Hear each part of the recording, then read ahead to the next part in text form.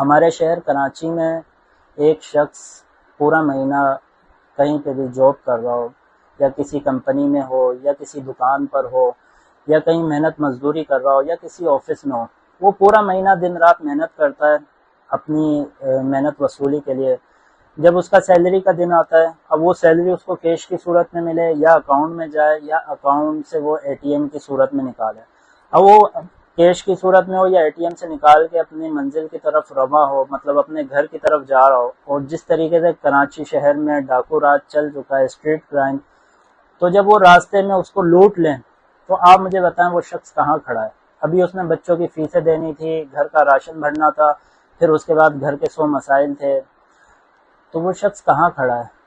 اب بات یہ ہے کہ ہمارے جو حکومتی ادارے ہیں، جو ہمیں تحفظ دینے والے ادارے ہیں، وہ کہاں سو رہے ہیں؟ یہ اسٹریٹ کرائم کوئی آج کا مسئلہ نہیں ہے۔ اسٹریٹ کرائم آپ پچھلے دنوں سے لگائیں، ابھی تک کی جو ہمیں رپورٹیں ملتی ہیں نیوز سے، جو درج ہوتی ہیں رپورٹیں، وہ یہ ہیں کہ ہزاروں کی تعداد میں موبائل چھن چکے ہیں، لاکھوں کی تعداد میں بائکیں چھن چکی ہیں یا چوری ہو چکی ہیں۔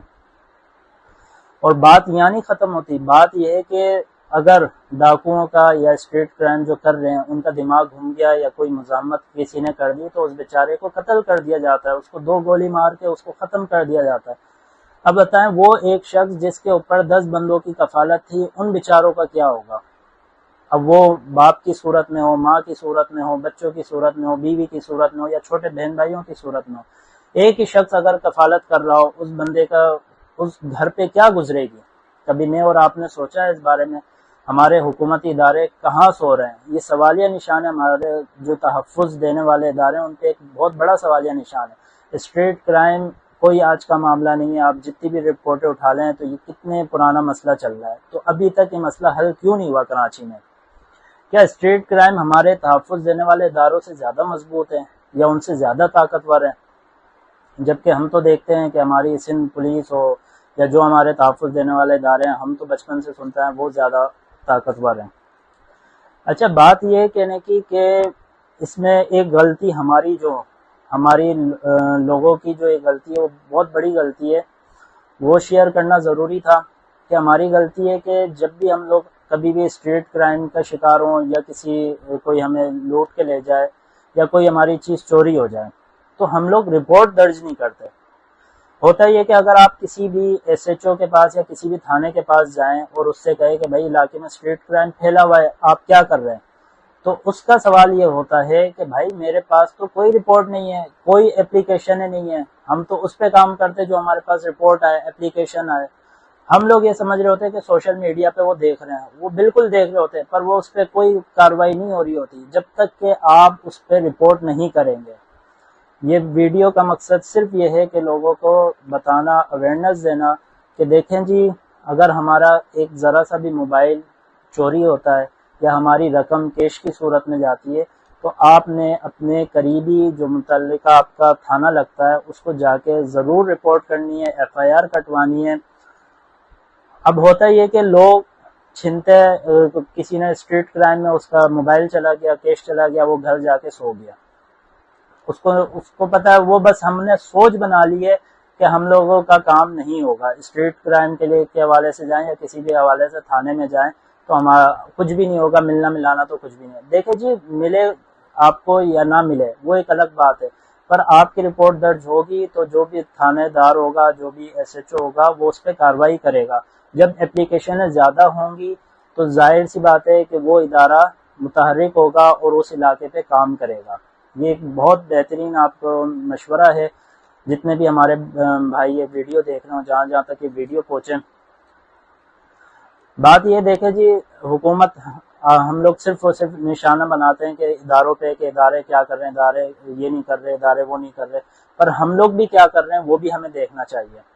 کہ ہم لوگ جو ہمارا قانون جو ہمیں کہتا ہے کہ اگر ہمارا موبائل چھینے یا کیش چھینے تو ہم نے جا کے رپورٹ درج کرائی کہ نہیں کرائی، کہ یہ ہماری بھی غلطی ہے۔ ہم لوگ جو سستی کر جاتے ہیں کہ نہیں جی کچھ بھی نہیں ہوگا۔ اور دیکھنے والوں سے گزارش ہے کہ اگر ایک اور سوال یہ پیدا ہوتا ہے کہ ہم لوگ یہ سوچتے ہیں کہ بھائی ہم لوگ تھانے جائیں گے، ادھر اتنے مسائل ہوتے ہیں، ہماری ایف آئی آر نہیں درج ہوتی، یا پھر جو ہے کہ ہمیں رسپانس نہیں دیا جاتا، یا ہماری اپلیکیشن نہیں لی جاتی۔ کوئی بھی اگر ایسا مسئلہ ہو آپ ہم سے رابطہ کر سکتے ہیں، ہماری فاؤنڈیشن سے رابطہ کر سکتے ہیں، ہمارے جتنے بھی دوست احباب صحافی برادران ہیں میں ان سے بھی گزارش کروں گا کہ اس پر ایکشن لیا جائے۔ تو ایسا نہیں ہے کہ ہر جگہ کام نہ ہو، اگر کام نہیں بنتا تو ہم سے رابطہ کریں، ہم اس پہ جو ہے نا حد الامکان جتنی کوشش ہوگی اس پہ کام کریں گے۔ اور آخر میں میری جو بات یہ کہ 2 گزارشات ہیں، اگر کوئی یہ میری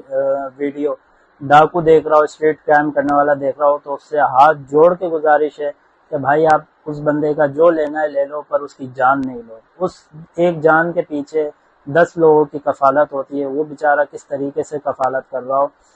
اور دوسری بڑی گزارش یہ ہے کہ میری اپنے تمام جو ادارے ہماری حکومت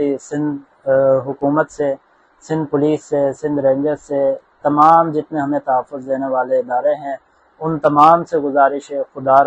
را کراچی پہ رحم کیا جائے اور کراچی شہر کو امن کا گہوارہ بنایا جائے۔ کراچی شہر میں جس طریقے سے اسٹریٹ کرائم پھیل چکا ہے، ہر دوسرا بندہ اس کا شکار ہے۔ تو میری تمام دیکھنے والوں سے اور تمام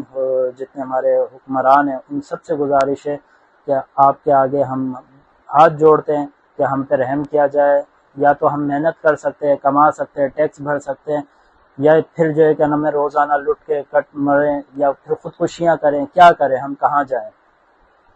اچھا ادھر ایک اور بات میں کرتا چلوں، تمام دیکھنے والوں سے گزارش ہے دیکھیں اپنا حق لازمی ادا کریں، آپ آواز اٹھائیں، سوشل میڈیا اس پاور ہے،